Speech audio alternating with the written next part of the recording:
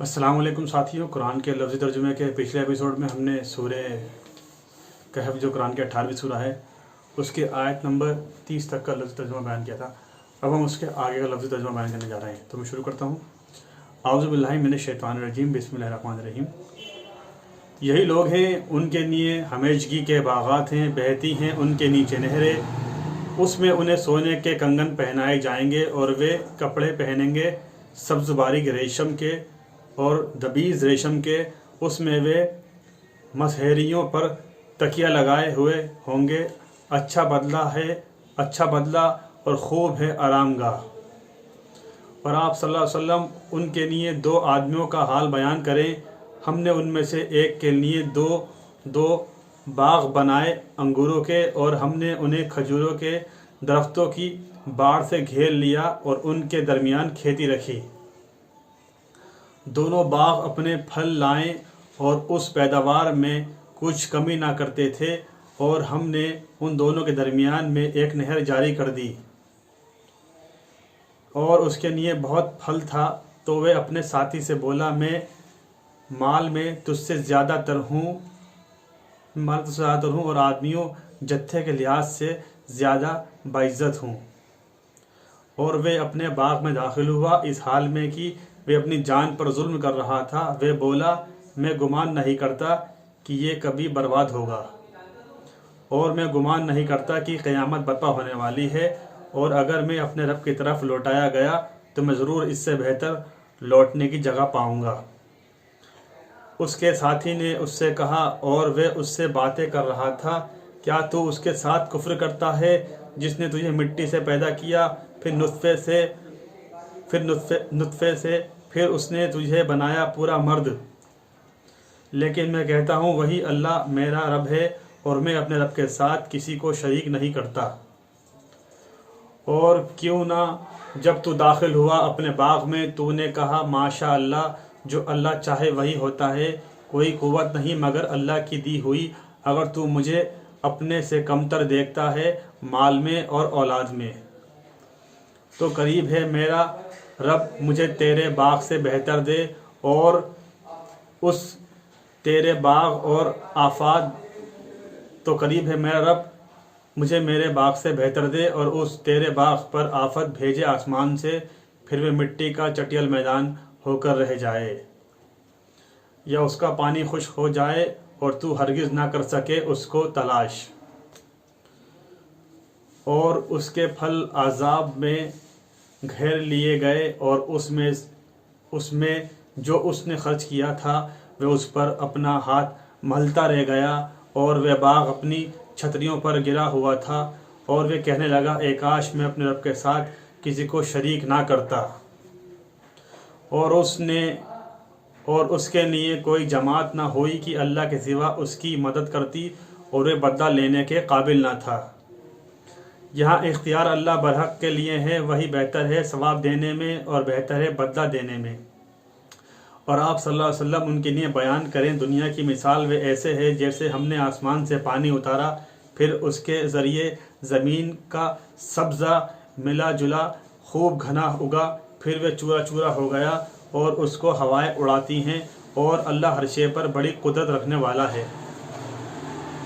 माल और बेटे दुनिया की ज़िंदगी की जीनत हैं, और बाकी रहने वाली नेकियां तेरे रब के नज़दीक बेहतर हैं सवाब में, और बेहतर हैं आरज़ू में।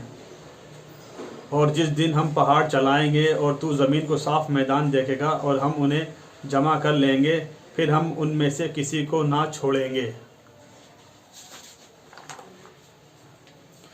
और वे तेरे रब के सामने सब बस्ता पेश किए जाएंगे। आखिर अलबत्ता तुम हमारे सामने आ गए जैसे हमने तुम्हें पहली बार पैदा किया था, जबकि तुम समझते थे कि हम तुम्हारे लिए हरगिज़ कोई वक्त मऊद ना ठहराएंगे। और रखी जाएगी किताब जो उसमें लिखा होगा, सो तुम मुजरिमों को उससे डरते हुए देखोगे, और वे कहेंगे, हाय हमारी शामत आमाल कैसी है ये तहरीर, ये नहीं छोड़ती छोटी सी बात और ना बड़ी बात, मगर उसे कलम बंद किए हुए है। और वे पा लेंगे जो कुछ उन्होंने किया अपने सामने, और तुम्हारा रब किसी पर जुल्म नहीं करेगा। اور یاد کرو جب ہم نے فرشتوں سے کہا تم سجدہ کرو آدم علیہ السلام کو تو ان سب نے سجدہ کیا سوائے ابلیس کے، وہ قوم جن سے تھا اور وہ اپنے رب کے حکم سے باہر نکل گیا، سو کیا تم اس کو اور اس کی اولاد کو میرے سوائے دوست بناتے ہو، اور وہ تمہارے دشمن ہیں، برا ہے ظالموں کے لیے بدل۔ میں نے انہیں نہ آسمانوں اور زمین کے پیدا کرنے کے وقت حاضر کیا بلایا اور نہ خود ان کے پیدا کرتے وقت، اور میں گمراہ کرنے والوں کو دست و بازو بنانے والا نہیں ہوں۔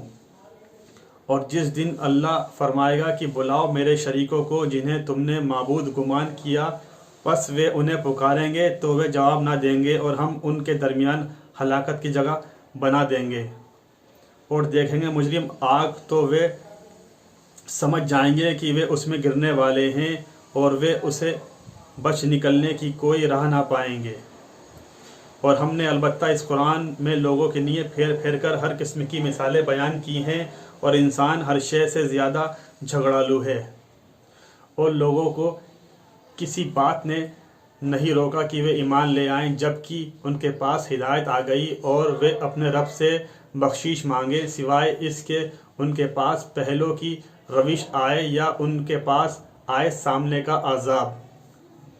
اور ہم رسول نہیں بھیجتے مگر خوشخبری دینے والے اور ڈر سنانے والے، اور جھگڑا کرتے ہیں کافر ناحق باتوں کے ساتھ تاکہ وہ اس سے حق بات کو پھسلا دیں، اور انہوں نے بنایا میری آیتوں کو اور جس سے وہ ڈرائے گئے ایک مذاق۔ اور اس سے بڑا ظالم کون جسے اس کے رب کی آیتوں سے سمجھایا گیا تو اس نے اس سے منہ پھیر لیا اور بھول گیا جو اس کے دونوں ہاتھوں نے اس نے آگے بھیجا ہے۔ بے شک ہم نے ان کے دلوں پر پردے ڈال دیے اور وہ اس قرآن کو سمجھ سکیں، اور ان کے کانوں میں گرانی ہے، بہرے ہیں، اور اگر تم انہیں ہدایت کی طرف بلاؤ تو جب بھی وہ ہرگز ہدایت نہ پائیں گے کبھی بھی۔ اور تمہارا رب بخشنے والا رحم والا ہے، اگر ان کے لیے پر وہ ان کا مواخذہ کریں تو وہ جلد بھیج دیں ان کے لیے عذاب، بلکہ ان کے لیے ایک وقت مقرر ہے اور وہ ہرگز اس کے ورے پناہ کی جگہ نہ پائیں گے۔ اور ان بستیوں کو جب انہوں نے ظلم کیا ہم نے ہلاک کر دیا، اور ہم نے ان کی تباہی کے لیے ایک وقت مقرر کیا۔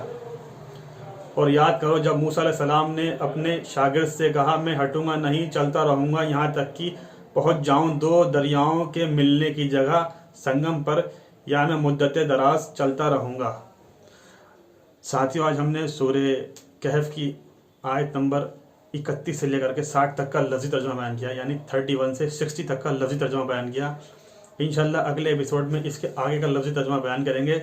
تب تک آپ ایک فرض کے ناطے ان قرآن کے لفظی ترجموں کے ویڈیو کلپس کو شیئر کرتے آئیے، عوام میں پھیلاتے آئیے، ہر انسان تک پہنچاتے جائیے، اللہ کی بات کو آگے بڑھاتے جائیے۔